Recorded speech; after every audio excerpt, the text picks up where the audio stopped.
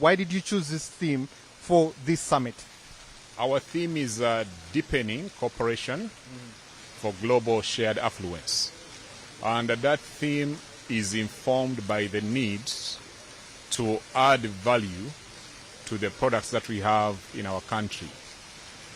For instance, we grow coffee, export coffee in its raw form, and we make very little money. Yet, indeed, if we added value to coffee and exported the equivalent of Nescafe, Uganda will be making a lot more money. So our theme is informed by that proposition. Very interesting that you said that. From here, you have the G77 plus China happening come over the weekend. Are you prepared for also that coming through and also the delegations to be able to leave the country as organized as you've been so far? Well, the good news is NAM has a membership of 120 member states. G77 has a membership of 134 member states. Of the two, 116 countries belong to both. So those delegations are already here, and they'll continue after NAM. They'll just proceed straight into the G77 plus China. So what does the composition look like?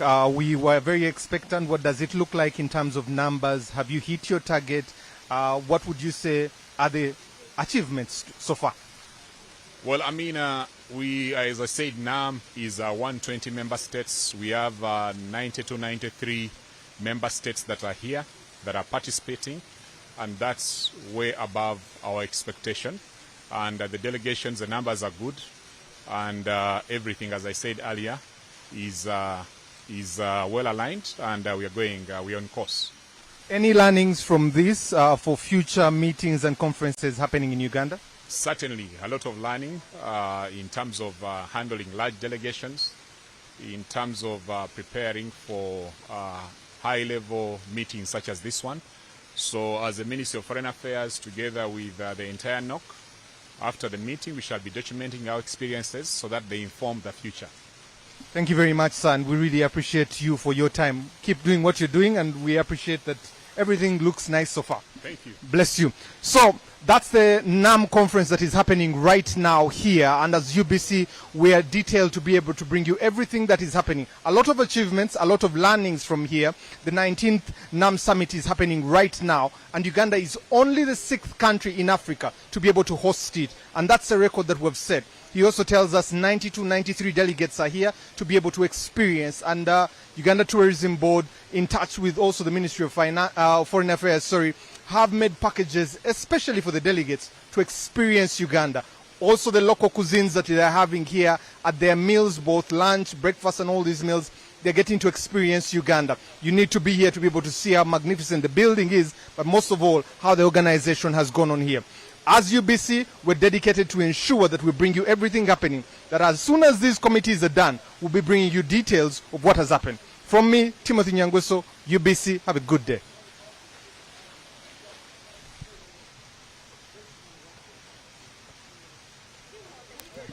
I did.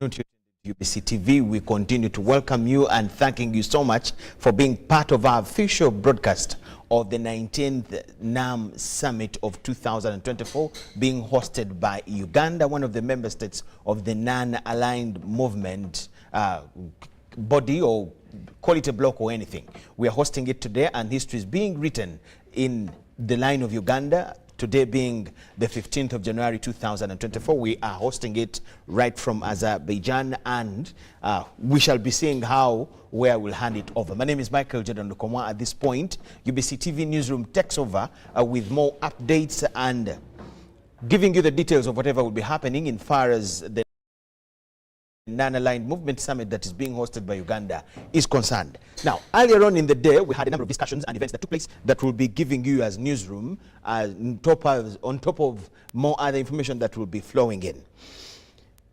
Uganda's Minister for Foreign Affairs, General Jeje Odongo, called for collective addressing of issues that affect countries under the non-aligned movement.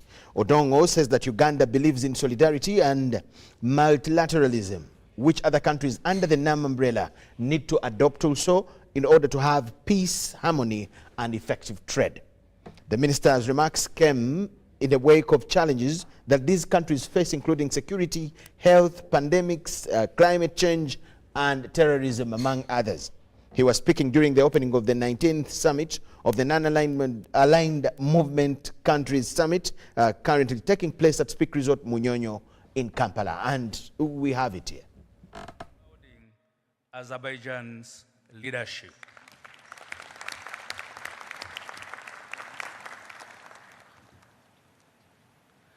Distinguished delegates, as you all know, the senior officials and ministerial meetings are preparatory to the summit conference. NAM remains an important organization, and given the increasingly complex international situation, the 10 Bandung principles, which all recollect were enunciated about 1995, continue to be as relevant today. Today, we are faced with several challenges around the world, including conflicts in different parts of the world,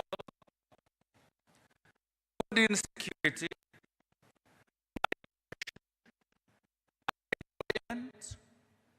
health pandemics, climate change, and terrorism among the many challenges that we face.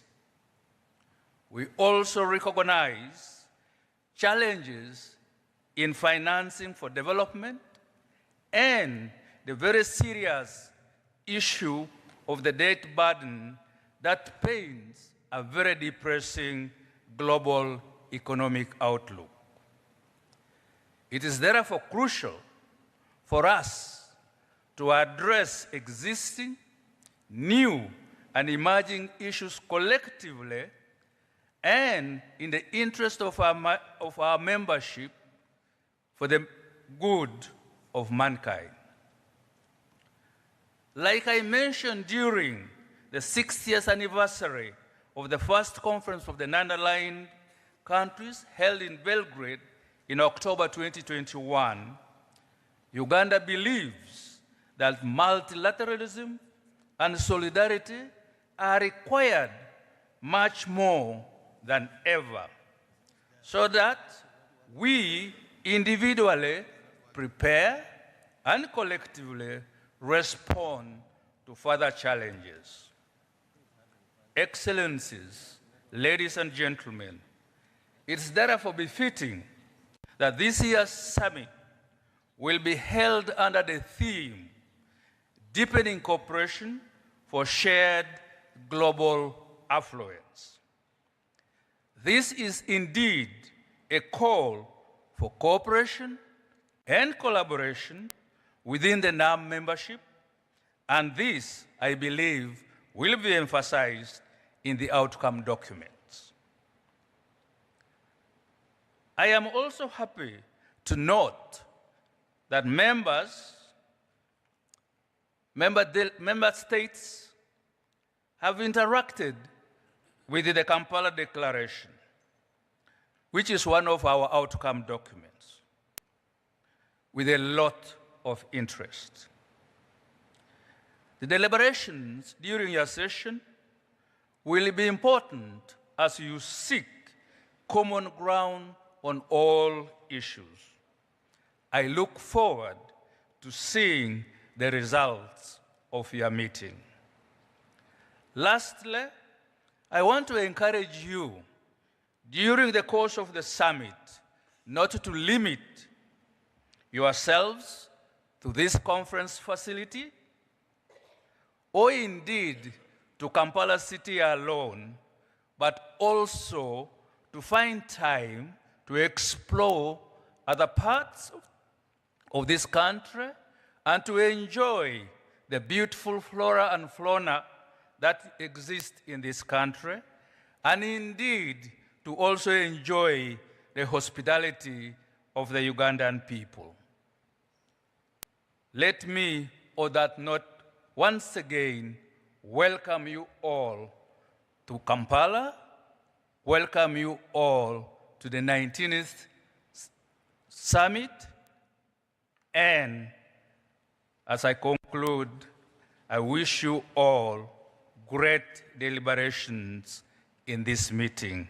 I thank you all for your attention. I say this for God and my country. Yes, that's the Honorable Minister for Foreign Affairs. That's the Honorable Abubakari J.J. Odong, General. And he has been giving welcoming remarks to the guests that are here, the delegates that are in Kampala to see of the start of the 19th Non-Aligned Movement Summit of 2024, proudly hosted by Uganda. Moving on, we talked to the Honorable Minister for Information and National Guidance, and he says that whenever a nation hosts an international summit, there are economic benefits. More than 5,000 delegates are in Uganda for the Non-Aligned Movement Summit. The delegates are meeting in Munyonyo, Kampala, and Serena Kigo in Wakiso District. The Minister for Information and National Guidance, that's Dr. Chris Baryomunsi, highlighted how Uganda has officially started benefiting even before the delegates settle or all of them arrive here in Uganda, before even the end or the midway of the summit. According to the Minister for Information and National Guidance, we are already benefiting as a country. We have him here. Well, the delegates have already begun jetting in, but also the way the conference is arranged, we are starting with a meeting of the technical people. And thereafter, there will be a meeting of ministers of foreign affairs, and then the summit. That is the meeting of heads of state and government. So we have confirmations. They have been oscillating between 30 and 40 of the heads of state, but they are yet to start jetting in. But the technical people and the ministers of foreign affairs are the ones who are coming in. But in the course of the week, we should be able to see heads of state and government coming in the country. And we are set, we are ready as a country. Today is day one. We are starting with a meeting of the technical people who will be reviewing the documents, because you see NAM meetings take successive steps. So now, like today and tomorrow, the technical people will be reviewing the documents coming from the previous meeting as they prepare the outcome document which will come out of these summits and the Kampala Declaration. Well, there are many global issues. You see, NAM at the beginning fought for independence of different countries which were under colonization, and sovereignty of countries is very key. As you notice, much as we are sovereign, much as we are independent, you still get machinations from the Western world that wants to subdue a number of countries, including Uganda. Recently, we passed laws here in the parliament, but some countries say they are not comfortable with the law passed by a national independent parliament. So those issues, the sovereignty of countries, international peace, how do we resolve conflicts which take place in different parts of the world, especially in our communities of NAM? I think all those are the issues which will constitute the discussions in this NAM. But also issues of socio-economic development, issues of climate change, issues of disease burden, issues of financing development initiatives within the developing countries, issues of how do we learn from each other in terms of skills and technology transfer, the emerging technologies, artificial intelligence, and all these cutting-edge technologies, how do they affect what we do today? All these issues will be part of the discussions. We have many benefits that will accrue from these kind of summits. They are the immediate benefits, like those who will reap from the presence of these guests, because they are going to be staying in our hotels, they are eating our food, they will do shopping. So there are those direct benefits. But the most important are the medium long-term benefits, because we are going to be engaging these delegations. In addition to the summit, there will be these bilateral engagements. We have a trade and business summit that is going to take place, a lot of discussions, and therefore we expect to even get business and trade deals with the different countries. We are exploring markets for our products. We hope to get markets for many of the things which we produce here. We also expect to have higher numbers of tourists flowing into the country following this summit, and also to attract investors, because one of the areas we've been focusing on is how do we attract investors from within and without to come and add value to our products here by way of setting up industries, factories. So all these are benefits which we expect to get from holding this conference. And also we agreed on this political declaration during our meeting in New York, and we raised 3 points who has been mentioned by a Palestinian delegation. Honorable Minister for Information, National Guidance, and that his name is Dr. Chris Bariomonsi. He was talking to our reporter Ngabo Amon this morning, and that is what he shared, that as a country we are going to benefit a lot. In fact, we are already benefiting. Now, away from the minister, the Non-Aligned Movement is a forum of 120 countries that are not formally aligned with or against any major power bloc. It was founded in 1950 to advance interests of developing countries in the context of Cold War confrontation. The initiative was formed by two countries, Yugoslavia and India, in 1950. A historian with Chambogo University, Professor Robert Odhiambo, highlights Uganda joining the movement and how it has benefited in shaping its democracy. We have him as well. It's a great day for Uganda. It's a nostalgic day. It gives us a memory of when we are attaining independence in 1962, because Uganda joined the Non-Aligned Movement in 1964 in the conference or summit in Cairo. But before that, NAM had started its conferences earlier. NAM is an idea that was started by the then president of Yugoslavia, Joseph Tito. This man had just broken off from the USSR, which is today Russia, and he was wondering how he and his country would survive the big forces of Cold War, because during the Cold War there was a division of the world into two, or what they normally call the bipolar situation, where we had the Western capitalists led by the United States and followed by a number of countries from Western Europe, and then we had USSR leading the communist bloc, and so many other countries in Eastern Europe and Asia. And these two were fighting a psychological war, which was called a Cold War, through their armed forces of NATO or NATO and the Warsaw Pact. And therefore these people, having just attained independence, wanted to see how they could survive this huge wind of the Cold War. And for that matter, they decided to come up with a force which they named Non-Aligned. They didn't want to be capitalist, they didn't want to be communist, they wanted to be neutral. But this neutrality does not mean that they were not doing some sort of communism, because if you see, Yugoslavia was a socialist country, but they didn't want to go and fight in terms of supporting NATO or Warsaw Pact. So convincing other people, they were joined later by the then Prime Minister of India, Nehru, and then 5 countries came to be, including Yugoslavia, India, then Egypt, Ghana, and Indonesia. And those are the first who sat in the summit of 1961 in Belgrade.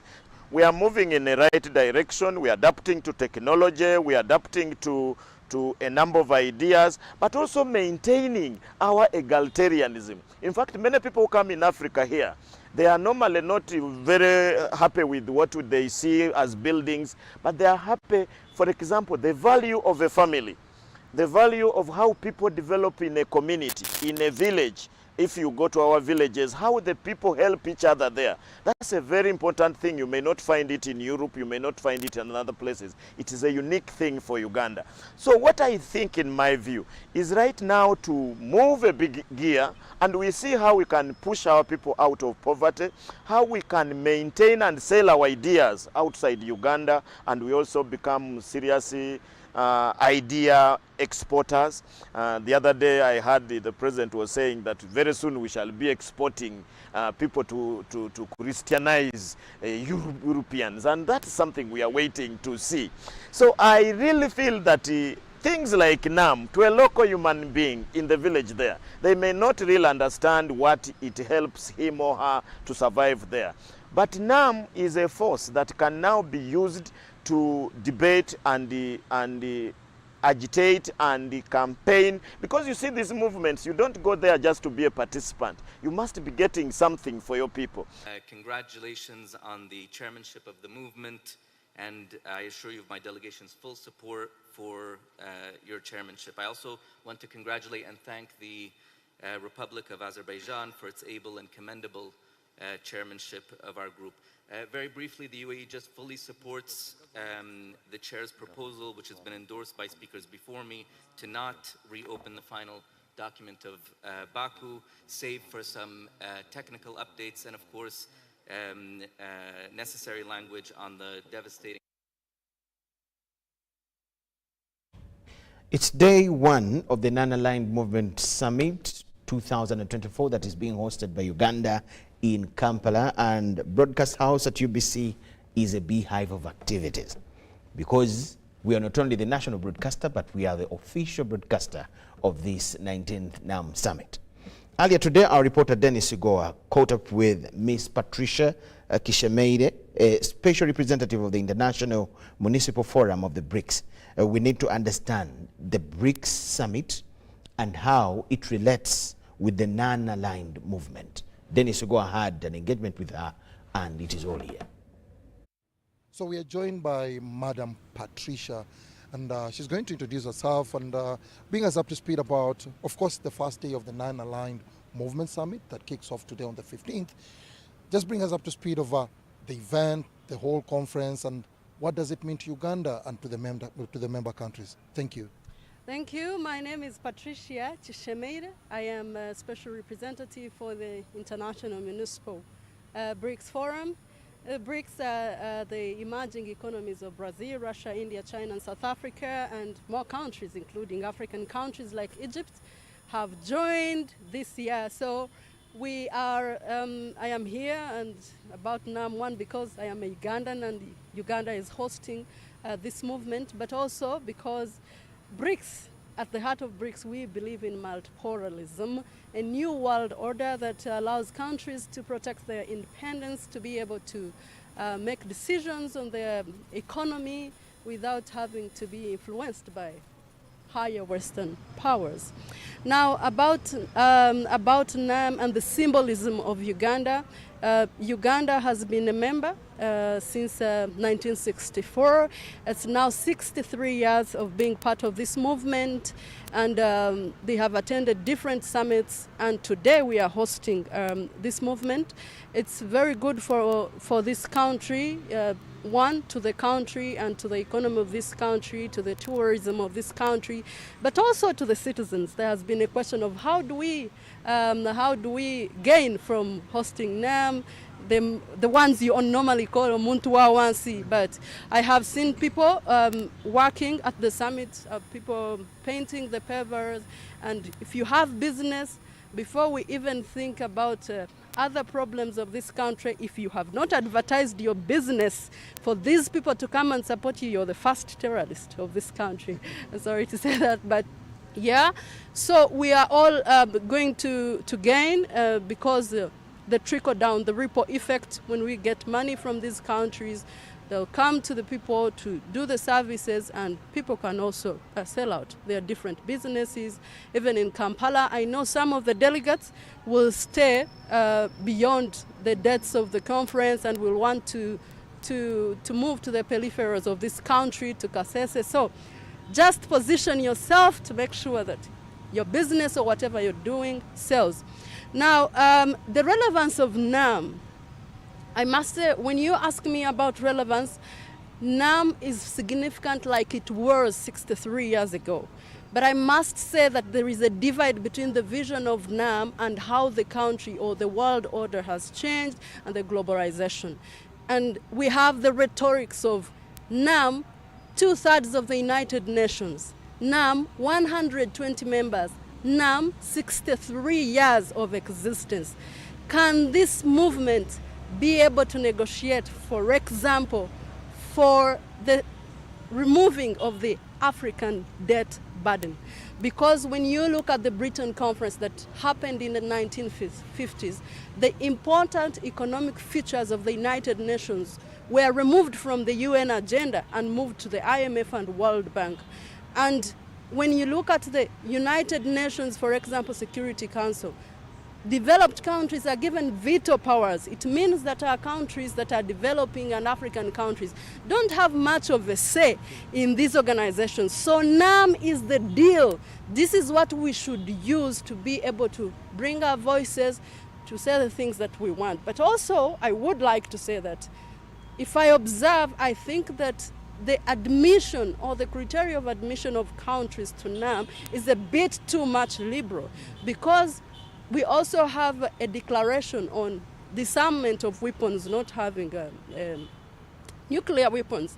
But we have Iran and India that has labeled herself as a nuclear power in NAM. So are we able to carry through with this? But I would like to say that despite the setbacks, despite what we have gone through, NAM, the non-alignment ideology is very significant, it's very important, but what we need to do, we need to revitalize our powers. We want to see the power of NAM on the global scene. We want to see NAM moving into Libya amidst war and not being stopped by NATO. We want to see NAM coming out strongly about terrorism without giving it justification. We want to see NAM reforming, because at the beginning, the objectives were about decolonization. Right now, we don't have many colonies. So what? What is next? We need to look at the economic, we need to look at the other grappling effects, the pollution, environment, and other contemporary issues, and we want to see NAM working. Okay, you've had a couple of suggestions, but as a journalist, I've not accessed the agenda or the program of this year's of the NAM summit. So do you have a clue of what exactly tops the agenda of this week's discussions? Yeah, on top of the agenda, like today on day one, it's basically the official meeting about scrutinizing the framework or the different documents of the different NAM summits that have been happening, and topping the agenda is debt and investment. And I think sovereignty is a thing that is always going to be discussed, because as much as we no longer have colonialism, but neocolonialism has come in another form. We have very many issues where developing countries outside, we are given the impression that developing countries are contributing more to pollution, but is it the truth? Because it is the West. And we also have a problem of high tendency in developing countries of protectionism. Yet they are telling developing countries to continue and create more markets. But can we be able to sell what we have or our exports to these countries without saying there's a security issue? There's the 264 investigation in the United States of America, where they associate exports from developing countries to be security, to have security effects. So as much as we no longer have colonies, but we think towards the economic world, there has been that thing of making the developing countries look like, you know, we don't want the advancement of the world. So topping the agenda one is debt, is investment, and of course how to protect the independence of these countries as we go ahead to develop. Lastly, it's about, of course, the BRICS and the new world order that you've just mentioned. And my question would be, does the new world order hold any water?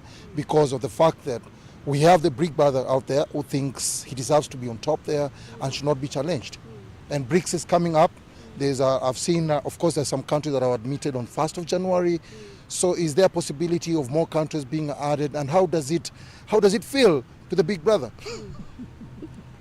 Well, like I said, right now we are in a unipolar world, but there's no consensus on the configuration of the world because more countries with good intentions are coming up and are big economies.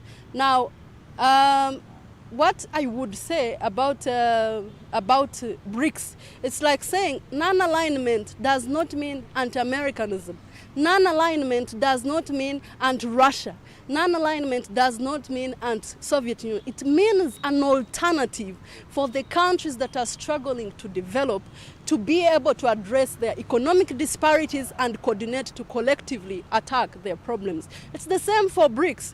We are not here to replace America. We are not here to replace the West. We are here to give an alternative and say a multipolar world can be more relied on than having a unipolar world or a bipolar, Russia against the United States. But a multipolar world is where there are more countries springing up and developing and able to shape the economies and the political ways of the world. Thank you. Thank you so much for your time. Great, yeah. Dennis Sigor, they are talking to Dr. Patricia, and they managed to give us some information there. Later on, we shall have an interview or a discussion with Timothy Sibasi, with a guest here in studio, and they will still share more about non-aligned movement and more details to do with that. But I have Ivan Kawa here. We want him to give us a situation, a picture of what is happening on the roads around Kampala, and to alert a Ugandan who would want to go wherever, what exactly is on the roads and in the transport line. Yes, Ivan, if we can now get him, we want to hear what exactly is that side, especially on the road. Some people would be having plans of moving, others could be already on the road, but especially those that have plans to move. We need to get to know what exactly the situation is on the road. Yes, Ivan.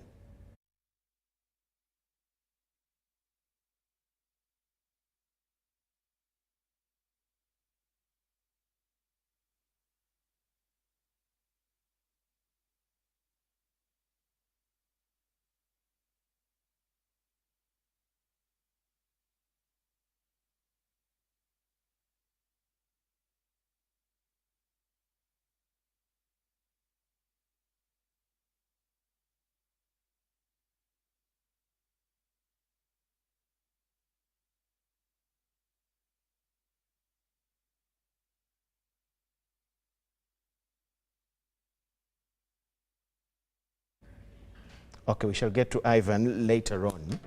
We need to put something right, but he has the information and he is there. Let us have Timothy Sibas here. He has a guest to talk to briefly, and we shall continue with our updates. It's UBC TV. Thank you so much for watching. We are into the Non-Aligned Movement Summit that is being hosted here in Kampala. Let us hear from Timothy Sibasi and the guest that he has. Well, thanks, Jordan, for inviting us here to be part of the interactive news segment. With me in the studio is none other than Dr. Julius Muchinguzi, a communication risk analyst. Julius, thanks for joining me. Thank you very much, and I'm happy to be here. Good afternoon, viewers of UBC. Well, Julius, today is the first day of deliberations into this the Non-Aligned Movement Summit taking place here in Kampala. To start with our conversation, the Minister of Foreign Affairs, General J.J. Odong, did give his opening remarks to the delegates attending the first day of the Non-Aligned Movement Summit. What do you make of his comments? To me, they sound to be more academic. What do you make of them? Well, thank you very much, Timothy, and I'm happy to be here. First, to just say that, as you said, I'm Julius Muchunguzi. I currently run the communication clinic, where I'm the managing partner. But before that, I was a communications advisor at the Office of the Prime Minister, and I worked for 10 years also as a communications advisor at the Commonwealth Secretariat in London, and handled several CHOGMs in different parts of the world. And until recently, I was serving as an Undersecretary General for Public Relations at a new organization in Addis Ababa called the Organization of Southern Cooperation. So just for the context of our viewers on this. I'm speaking to the right person. Thank you very much. Get to the question. So the Minister of Foreign Affairs, General J.J. Odong, this morning gave the opening remarks at the opening of the summit. And two elements stood out for me from his remarks. He spoke about multilateralism, that the principle of multilateralism is perhaps more important today than it was when the movement was founded over 60 years ago. And he couldn't have been more spot on. Multilateralism presupposes that the challenges the globe faces today cannot be addressed by one country alone. They cannot be addressed unilaterally. They cannot be addressed on a small scale. They require the collective effort of many countries to address them. And there are so many challenges that we see today where the collective effort of NAM is more important in helping addressing them than many years ago. Take an example of the health challenges that we faced in the past, in the recent past, COVID. The onset of the COVID pandemic showed us that unless all countries are safe, no country is safe. But the response that we got during the COVID vaccination drive, for instance, the global north hoarded vaccines and left out most of the developing countries, which constitute the greatest number in the NAM movement, and even the countries that had resources to buy the vaccines for themselves found themselves having to wait in a long queue. Yet, in a multilateral setting, it requires, one, that there must be equity, it requires that there must be equality, and there must be solidarity. The second point that the minister referred to was actually solidarity.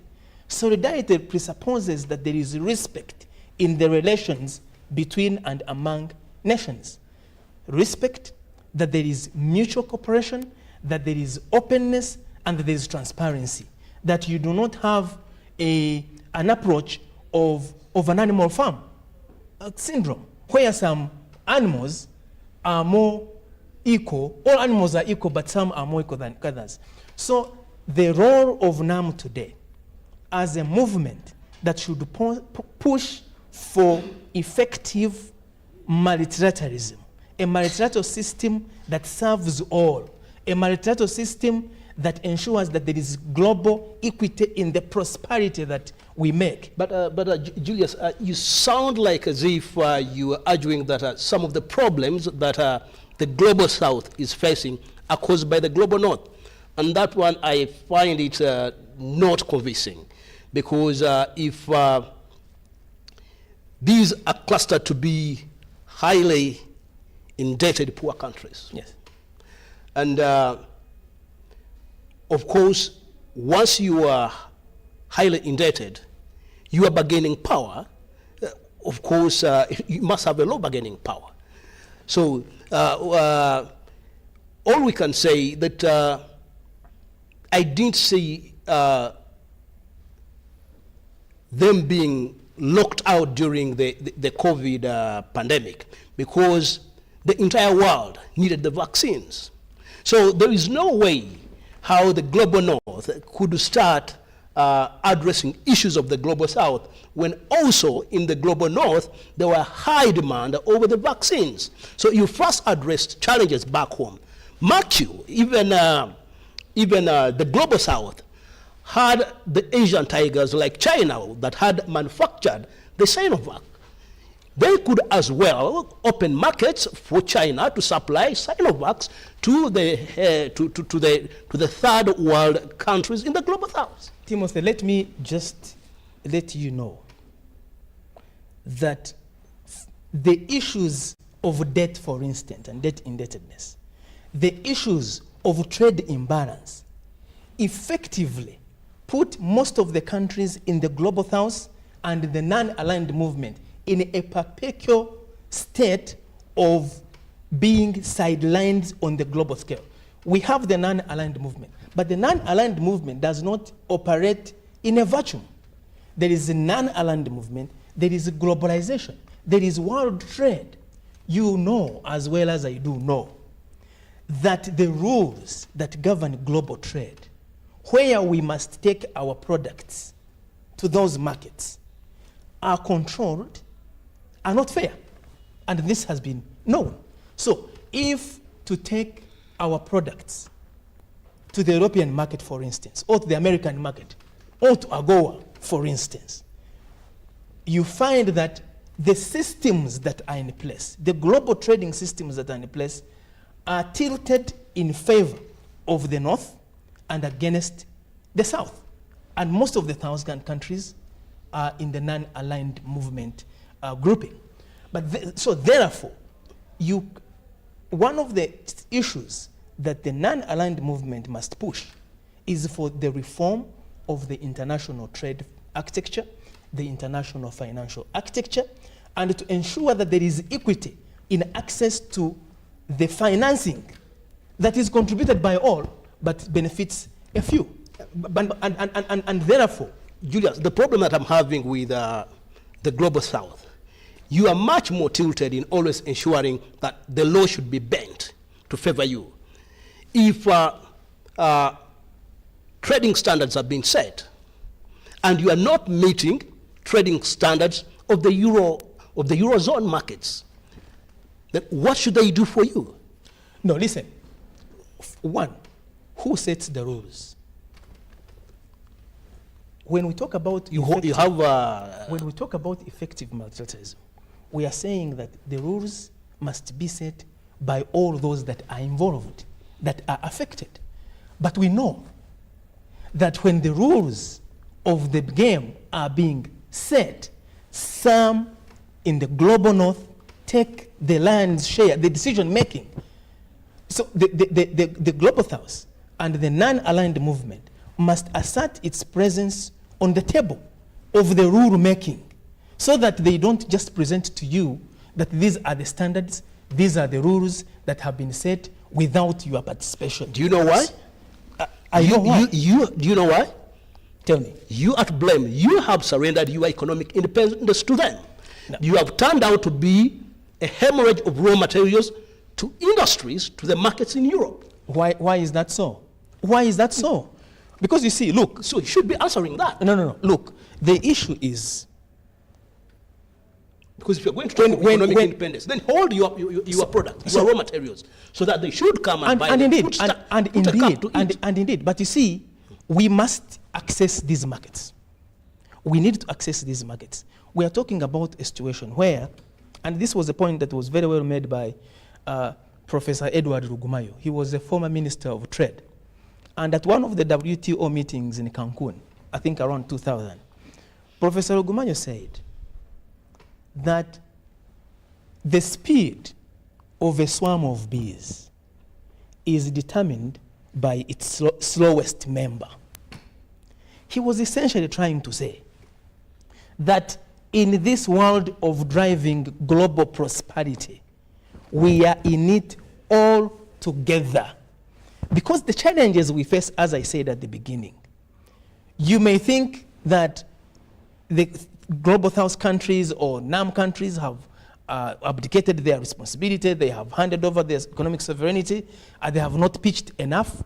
But it's a responsibility of all of us, because we know that when you have an unequal world, you create conditions that are conducive for violence, for extremism, for terror.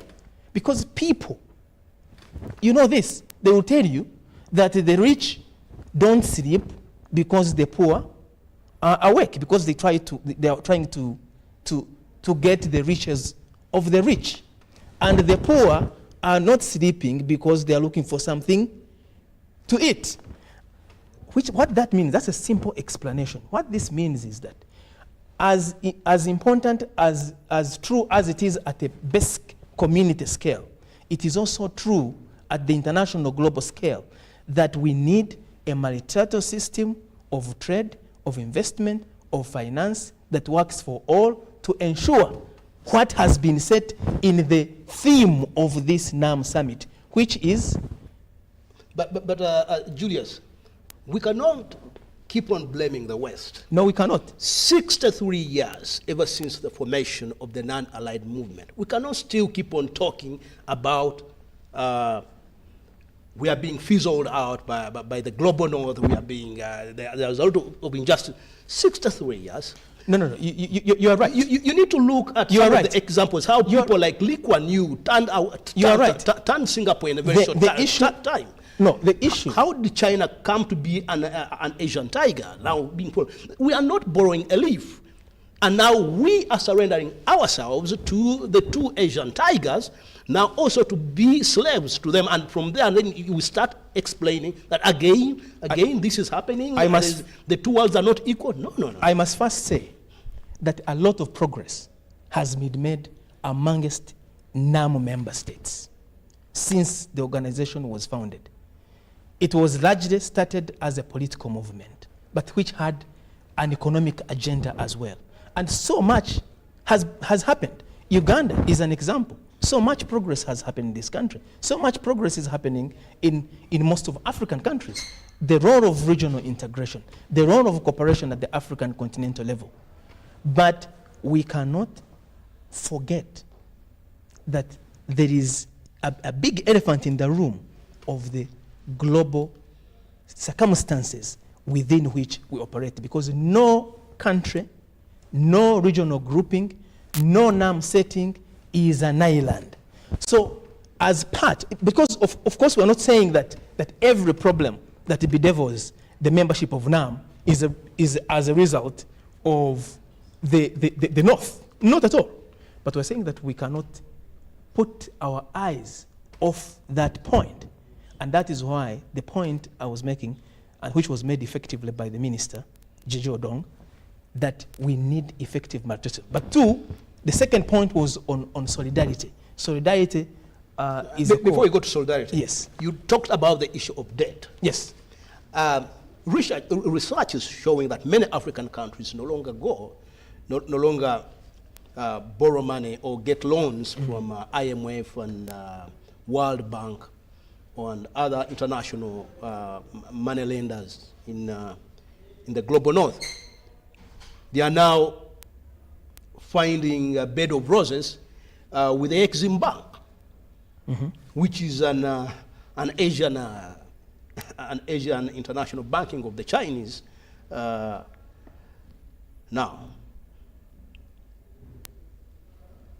what do you make of that? If now you are running to China, China has turned out to be the bailout of many countries in the global south.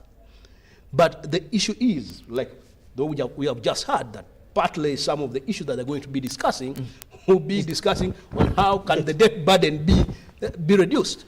So doesn't that defeat the issue of economic independence? It does not. Because even within, if you are defaulting within your own organization, you are defaulting with your godfather, who is now China.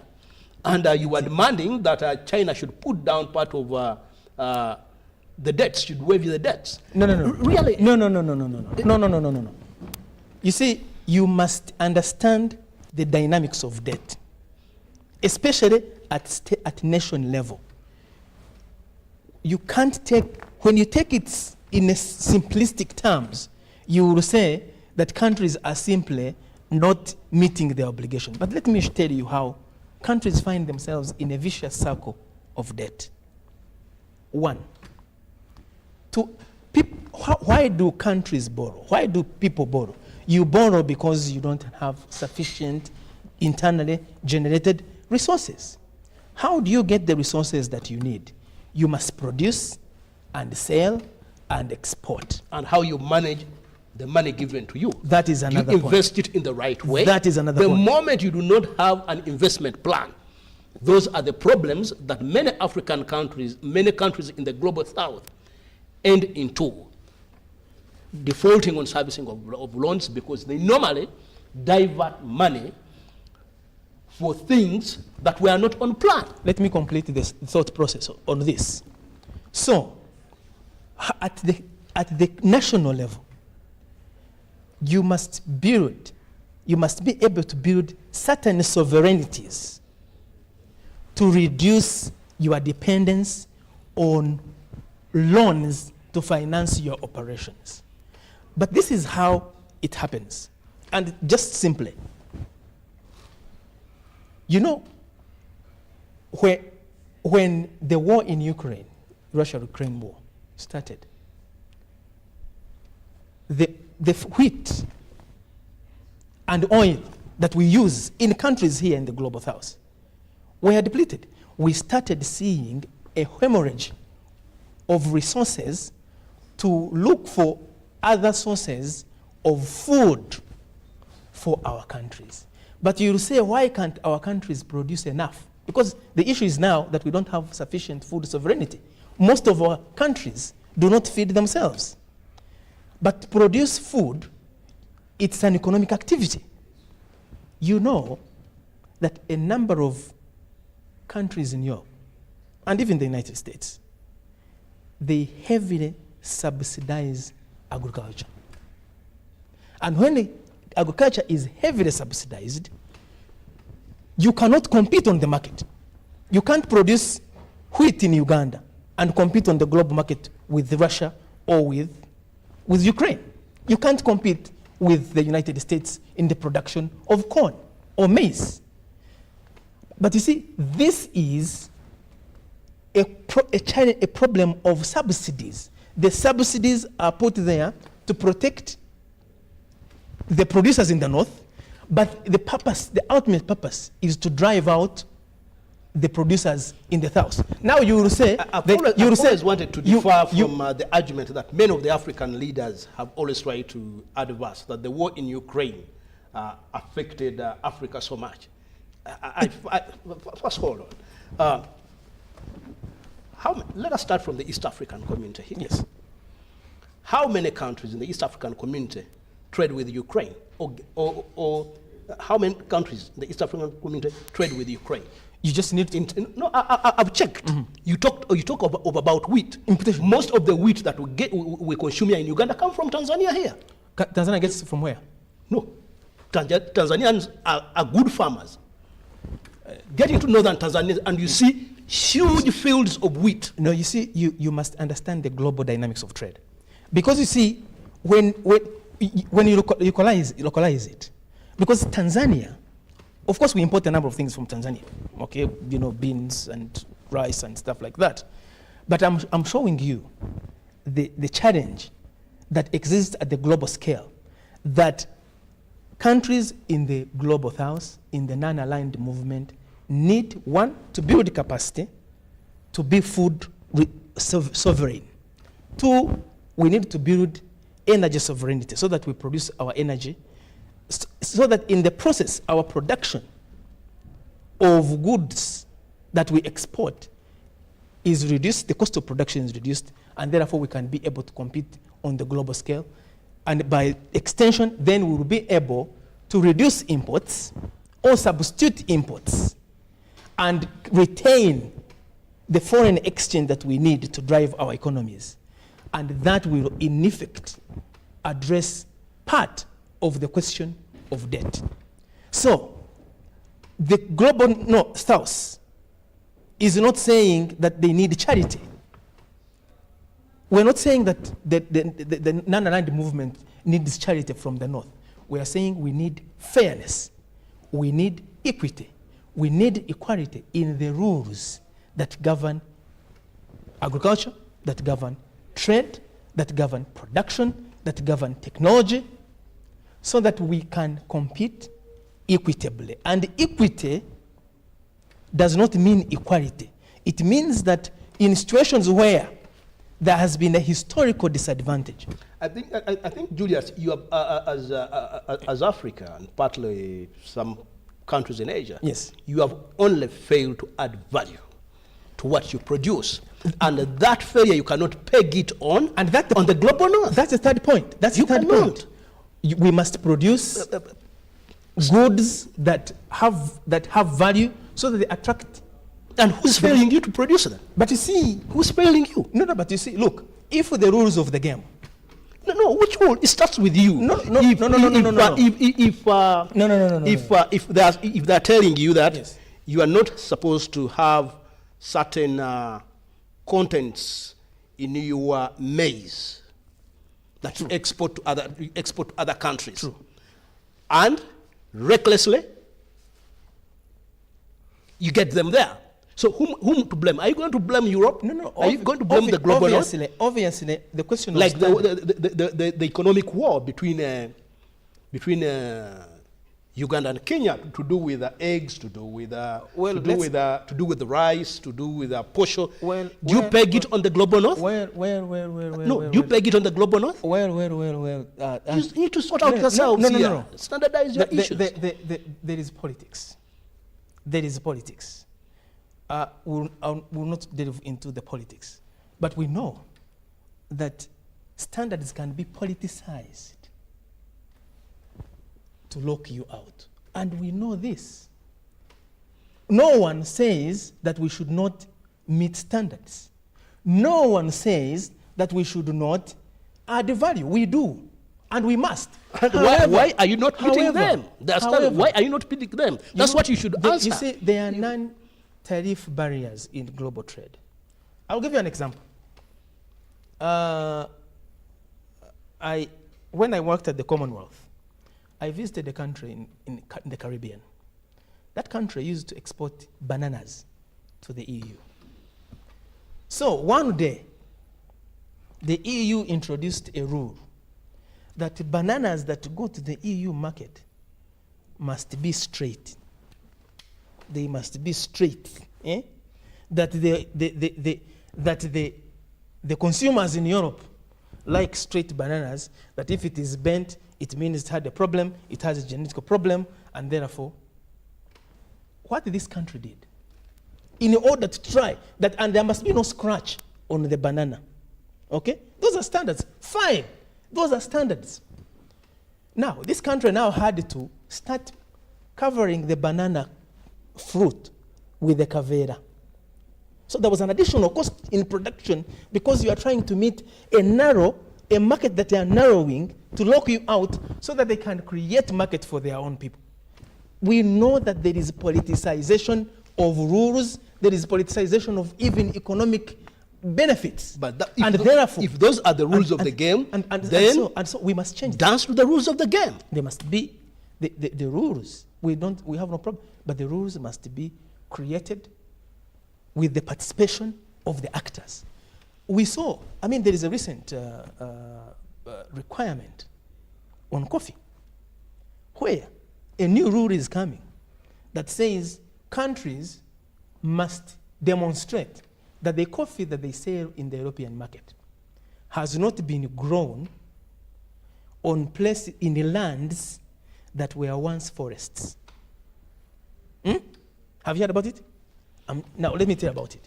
You see, it's a rule, and the idea, they say, we want to help you to protect your environment. So we don't want you to cut trees to plant coffee. Do you have any issues with the way NAM runs its business? I think NAM has seriously been doing a great job. But the dynamics are changing, And we must effectively take into account the changes that have happened in the world that must, to ensure that it's more effective. And I'll give you 3 examples. Can I? You can proceed. Number 1, somebody earlier was asking and saying, why are people, the general public, not so much aware about NAM like it was with CHOGO? And my answer briefly would be that NAM needs to have a strong presence of young people, a youth component of NAM, because the majority of the population in most NAM countries are young people, but their participation in NAM activities are limited. So one of the areas that isn't that a challenge? It's a challenge, and challenges are there to be addressed. So that's number 1. The second one is stronger emphasis on the private sector and business participation. And I'm glad that Uganda has led in a significant way of having a business forum. It should have been a wider business forum beyond East African business forum. It should have been a non-aligned movement business forum, attracting business partners, business interests, investors from all over the NAM countries to be here in Kampala. Isn't that a weakness within the NAM structures? It's now a strength because it's being addressed now. It's being addressed.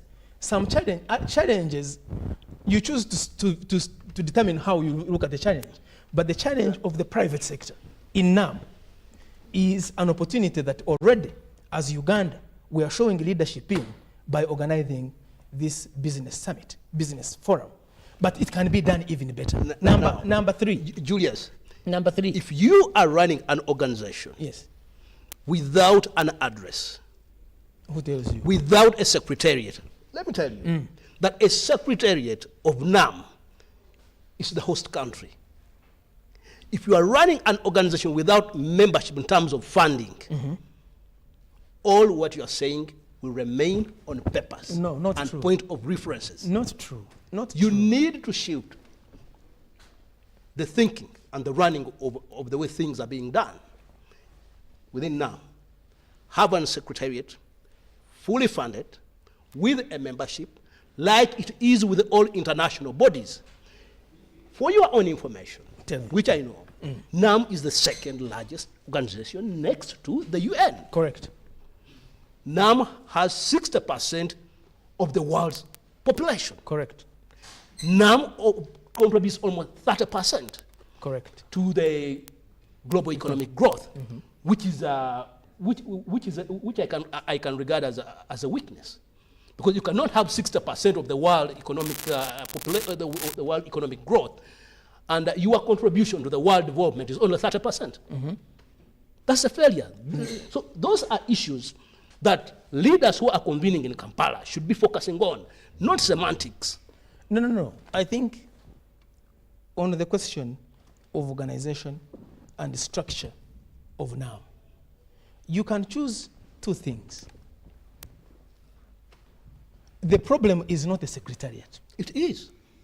Because we know. The East African community here has a secretariat and has a membership funding. Why is it that the 120 countries do not have? You said there is a coordinating bureau in New York that coordinates the work of NAM during the period of a country's, and it's a permanent bureau. It's based in New York, okay? And Uganda as chair during this period. Wait. I find it laughable. Wait. Even a coordinating bureau is in the global north. Wait. Isn't it? Isn't it a shame? Wait. Why not in Beijing? Wait. Why not in any other country in Africa? Wait. You run a coordinating bureau in the global north, which you are demonizing. No. You see, you are taking it simplistically, because you see, it's not instead about location. It's about the issues you address. It's not about Julius, there's no democracy here. No, I think we need to go for a short commercial break, and when we return, we shall continue with the debate. Let's go in for a short commercial break, guys.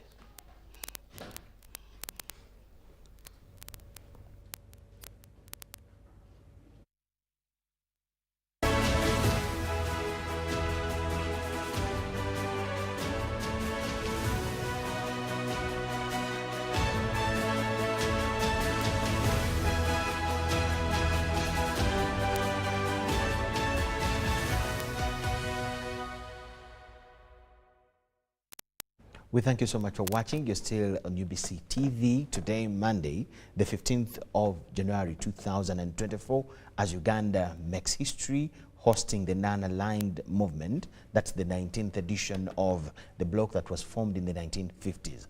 Over 100 heads of states and other dignitaries from over 100 countries are in Uganda to grace the summit. Now, like I said at the beginning, we'll be giving you different discussions and updates about the same summit and whatever is unfolding as Uganda hosts the summit. Timothy Sebasi was talking to Dr. Mchunguzi there over different issues to do with international relations, especially in the line of NAM. And let us allow them take a break as we go in for some other updates. We'll have them back. Ugandan permanent representative to the United Nations, Ambassador Adonia Ayebare, has been elected by acclamation as the chairman preparatory senior officials meeting during the first session of the 19th Non-Aligned Movement Summit at Rwenzori Convention Center. Speak Result Munyonyo. Ambassador Ayebare told the delegates that the task ahead is to adopt the final outcome document and the Kampala political declaration, emphasizing the final document not to be reopened because the ministers in Baku held extensive negotiations and consultations on it under the leadership of Azerbaijan. This suggestion was supported by most of the delegates, who said only technical updates should be considered to amend the final document, especially the Israel-Palestinian war, as we're going to hear in this update.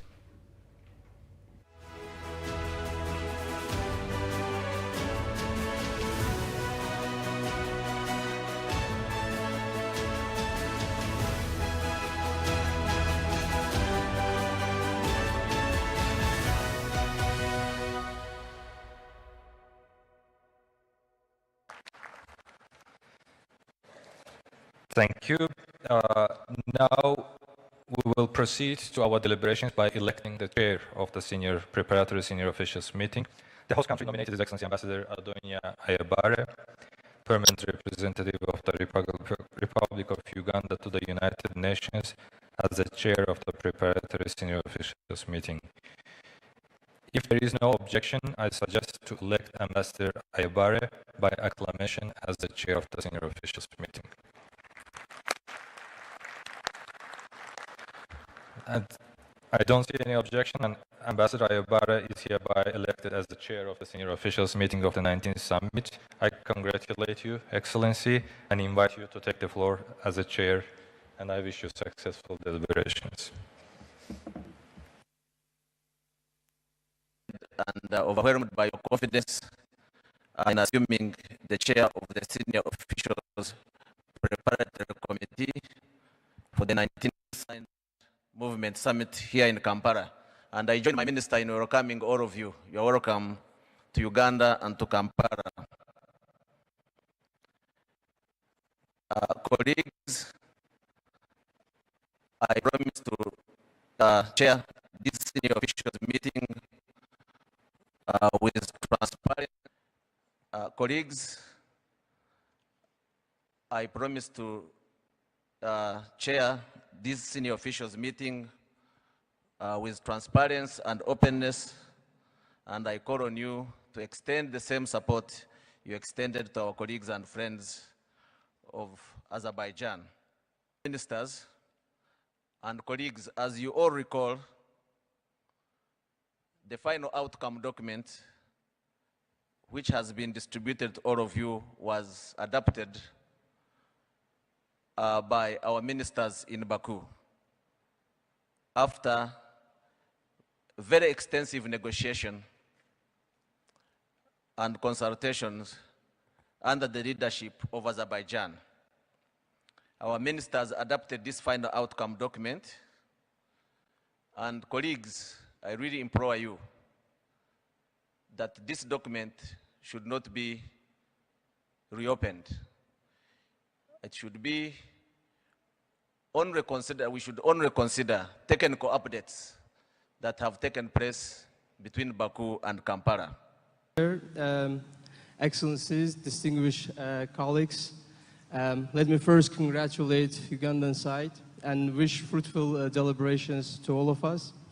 I'm more than confident that this 19th Summit of NAM will be another great success for the movement. And surely at the SOM, we have an important role in ensuring this success. That being said, on behalf of the Azerbaijani delegation, I just want to echo what have been said by our Ugandan colleagues, that unless it's a technical update, agreed parts of the outcome documents shouldn't be open in deliberations. And I want to thank our Algerian brothers for handing over the mic to us. Thank you so much. You warmly for your chairmanship, assuming the chairmanship of the NAM, and thank the Azerbaijan for its very outstanding presidency of our movement. Of course, Mr. Chairman, is a word of first support and full confidence on your chairmanship during this 3 years, the forthcoming 3 years.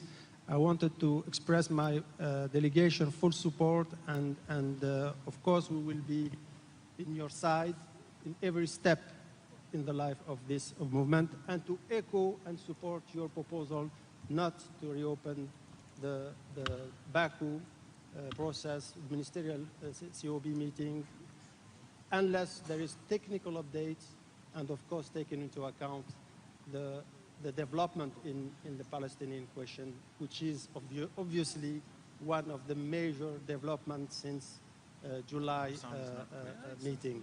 Thank you very much, Mr. Chairman. Scale to address the needs of our people in all corners of the Gaza Strip, and thirdly, to fight very strongly against the crime against humanity of mass displacement of our people outside the Gaza Strip, creating a second Nakba.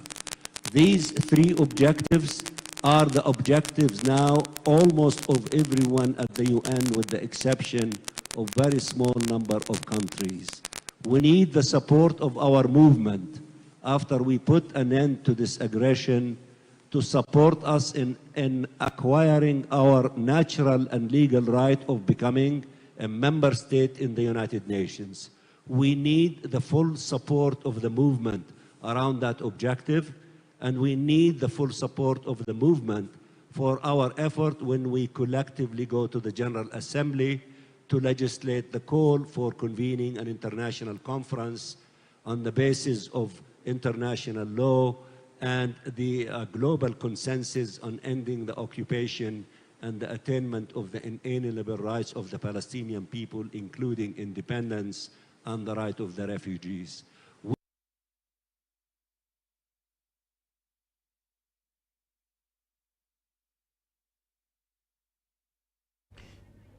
Now, as the NAM summit opens in Kampala City, security have urged the public to be cooperative during this period of hosting the international summits, especially at the newly established security centers. Police spokesperson Fred Enanga told a media briefing at police headquarters in Naguru that additional security measures are in place to monitor gatherings and patrols along major roads. Police have also clarified on the directive against private security guards on holding guns during this period. Meanwhile, there are special policing booths established in strategic areas to monitor security situations during this period of hosting the non-aligned movement in Uganda. The public is also appealed to cooperate with the security, especially in restricted venues, whereas residents within host communities are advised to also cooperate maximally with the established security guidelines and personnel.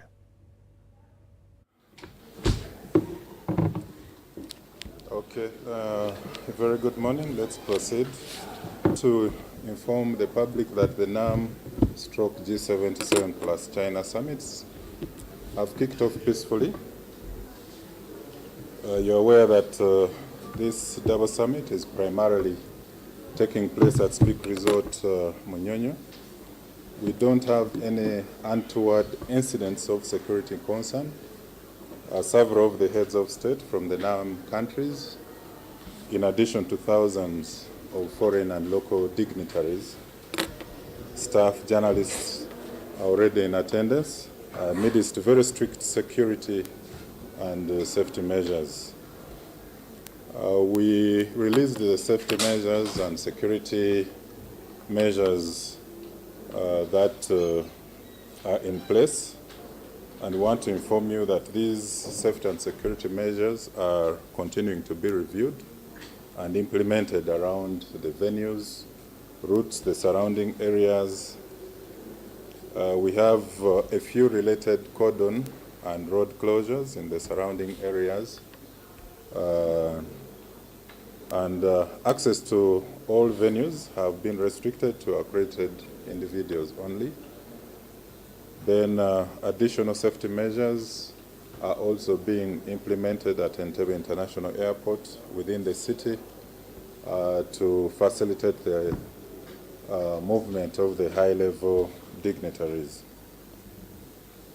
Again, as observed, additional police and UPDF officers have been deployed to monitor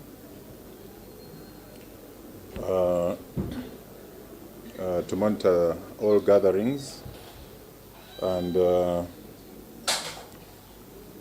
what we have is that we've not had many disruptions this morning, but we are going to continuously regulate to ensure that the other daily activities of Ugandans, businesses and movements are not highly disrupted. We also want to advise the public, especially those around summit venues, to put in considerable extra time for travel, including along the designated routes to Entebbe International Airport and Munyonyo, due to the increased security measures that are in place. Then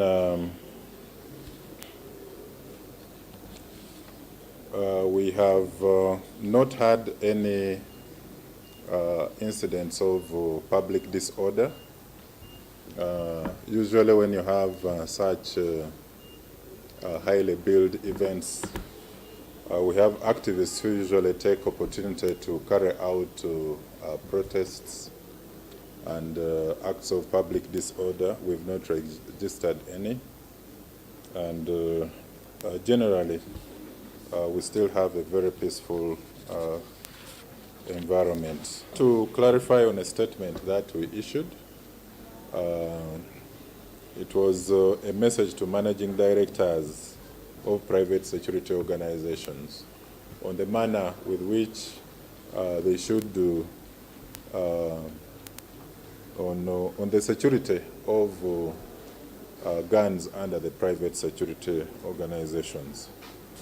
So there are those who are sort of misinterpreting it like there's a ban now on the use of guns by private security organizations, which is not true.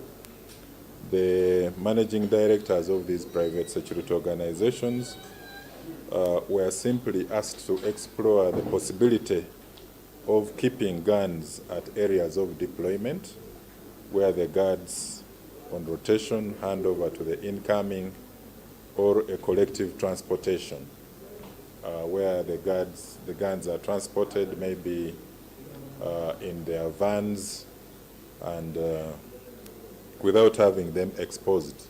Remember, we are having heightened security, and of course we know that we have to ensure that we tighten all areas where guns can easily be stolen, grabbed, and misused.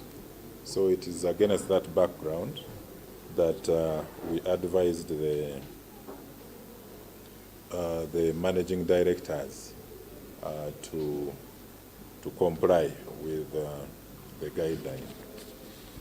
We are here to update you on what is happening on the roads as the NAM and G77 plus China summits commence. So we are here to clarify on exactly what is going to be on the roads in as far as traffic issues are concerned. we are all aware that we are receiving our visitors through in Entebbe International Airport, and we are going to have two main routes for these delegates. And these routes are the route that begins from Entebbe, from the international airport, comes up to Mpara, then it joins the Kampala Express, Kampala Expressway. When these delegates get to Kajansi interchange, we shall see some of them take the route to the summit venue, which is the Munyonyo, and the other delegates will continue on the Kampala Expressway to join the Kampala Northern Bypass through Bombo Road to the Naisa Road. They join Marago roundabout. They continue on Yusuf Rule Road. They continue up to Nairo Avenue to access their hotels of residence. And the route that is from Entebbe International Airport up to Munyonyo, where the summit venue is, that is the summit route itself, and which is going to be highly guarded or tightly regulated, with a number of diversions and holding of traffic and other road users. But of course, the traffic police will take into consideration of all those who will be accessing the Entebbe airport, those who have flights and those who are coming in the country. So on this very route of Kampala Expressway to Munyonyo, we don't expect there motorcycles, and all other motor vehicles on these routes will be diverted onto different routes. For example, we shall have diversions on Serena Chigo traffic lights. We shall have diversions on Mutungo Chitiko traffic lights and Busabala traffic lights for all vehicles which are going to be sited on the Munyonyo Spa, or which is our summit route. And we shall also have, if need arises, if there is need for this, we shall also have most of the motor vehicles who reside in Entebbe that want to access Kampala city. They will all be diverted at Impara. They will all be diverted at Impara to take the Entebbe highway, so that the Impala that joins the Kampala Expressway is only left to be used by our delegates. Still on Munyonyo Road or Munyonyo Spa, vehicles that will be approaching Munyonyo coming from Gawa Road, they will all be diverted to UCB Road to access Buziga and the Rukuri areas. When it comes to the northern bypass, we shall have a diversion at Busega flyover and on the slip roads to restrict all vehicles from accessing the Kampala-Entebbe Expressway. This is only when there is a need for that. Still, we also expect other traffic diversions along the entire northern bypass up to Chebando Chisasi roundabout. We shall have these diversions at Sentema. We shall have these diversions at Nansana, then at Bwaise, Karerwe, Chebando, and Chisasi interchange. Flyovers, and also on the slip roads to restrict vehicles from accessing the northern bypass. At Bwaise flyover, traffic will be diverted to Sir Apollo Kagwa Road to access the city center. We shall have traffic on most of all the road junctions and access roads, and traffic will be regulated by these traffic officers according to the movement of the delegates.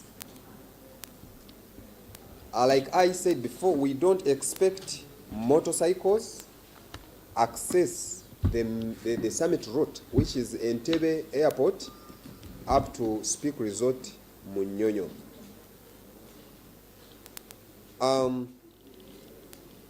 We also... Yes, we thank you so much for watching. That is now an update about how police is ready and security to handle the whole situation. You had the police spokesperson, that is Fred Enanga.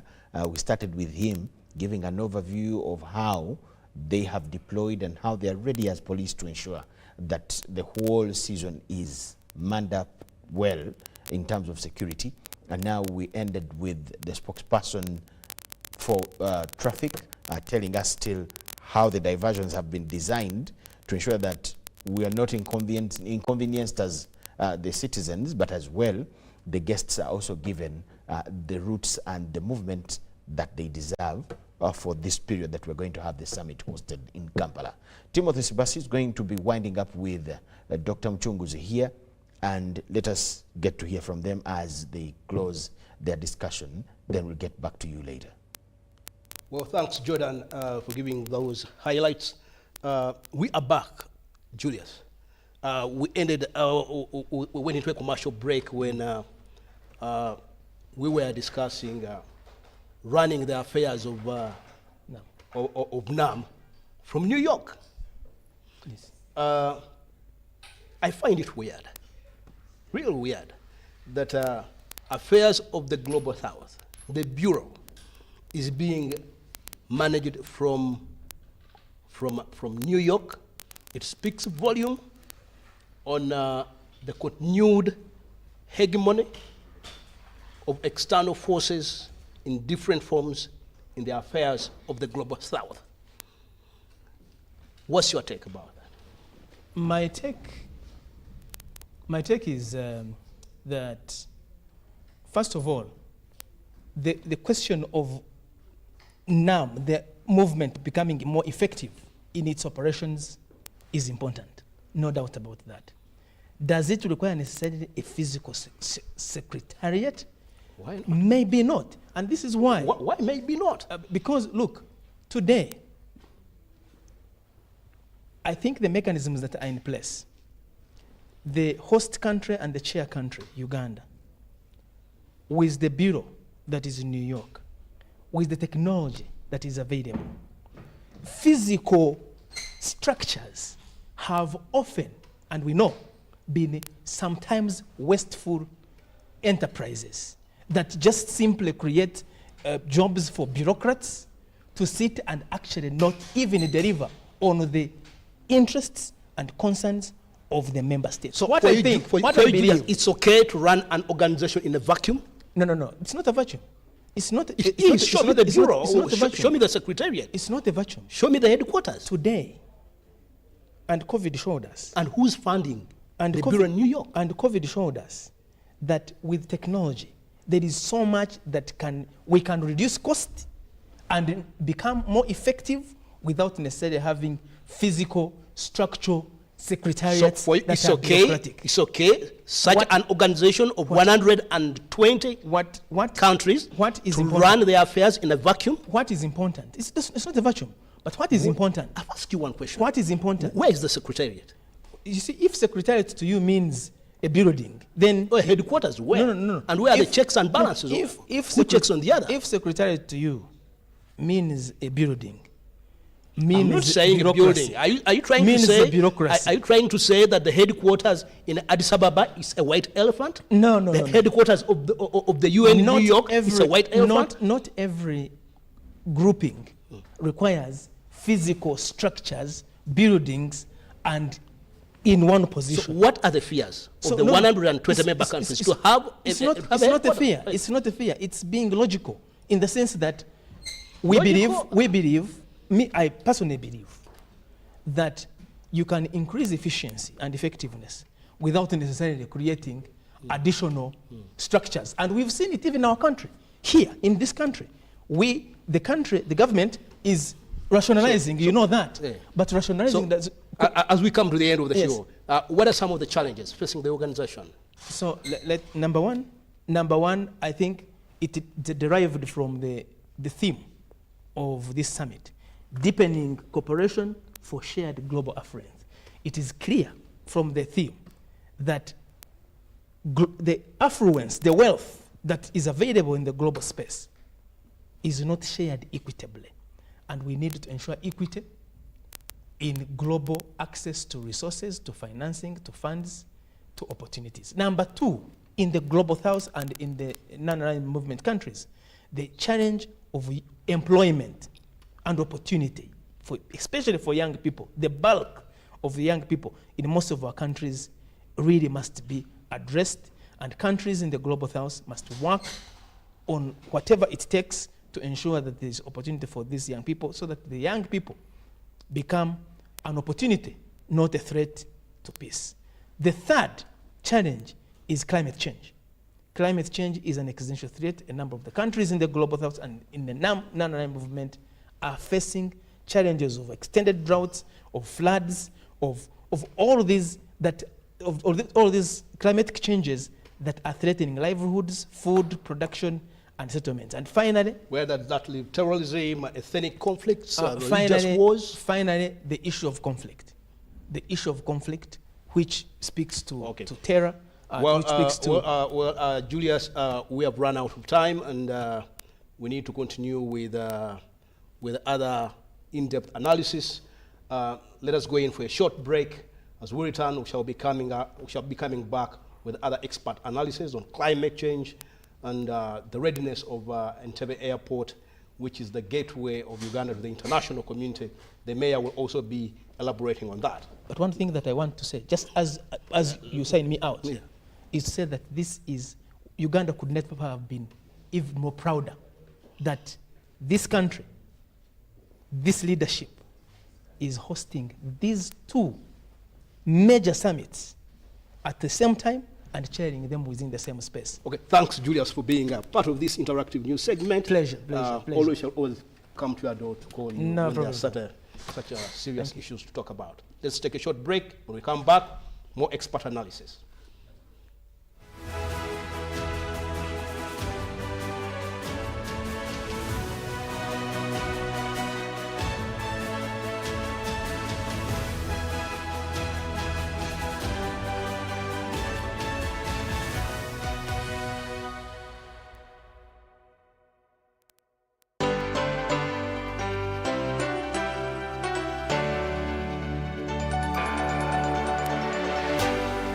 UBC, inspiring Uganda.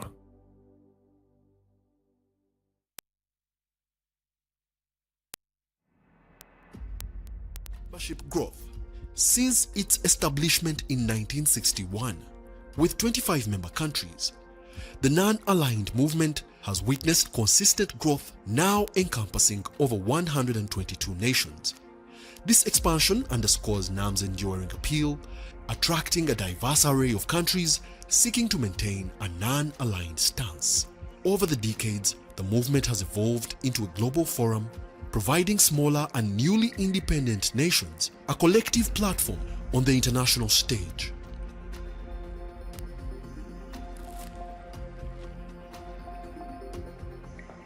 When it is KB o'clock, you need more from your voice bundles. That's why MTN is offering you more minutes across all networks that don't expire. Buy the new 90-minute Freedom Bundle at 5K or the 200-minute bundle at 10K and just with no limit. Kateteri ate, no excuses. Make the call now. Dial *100*21# or use the My MTN app and enjoy your Freedom Bundle today. MTN, Together, we are unstoppable. Terms and conditions apply. MTN is regulated by the Uganda Communications Commission. Have you packed Movit Harbour Jelly and Harbour Foam? Yes, we packed. It will protect your skin from skin rashes. Movit pack. It is a new improved Movit Harbour Jelly. So soft and smooth. It is a Movit Harbour Jelly. Tell me, kids, the sense. Any irritations? No more rashes and irritations. Movit Harbour Jelly and Harbour Soap is rich in natural herbs for a smooth and glowing skin. Movit all day confidence. Mama nyabo, ino internet wenyuka ng'ekizungirizi. Ate kamera yayo lumamyo. Bannange eryandaka ku buggo. Guno mugano gwennyini. Funa kabodi supakati ku nsimbi ezisaliddwako ng'otandika kusinyisa emitwalo 49 zokka. Usasule mpola mpola. Sinsi 833 buli lunaku. Weewangulira omugano gwa kabodi supa okuva ku MTN weefunire GB 2 eza data wa MTN buli mwezi okumala emyezi 8. Weegambulire kabodi supa kati okuva ku dduuka lya MTN wonna mu ggwanga. Everywhere you go, MTN ekolera wansi w'amateeka ga UCC.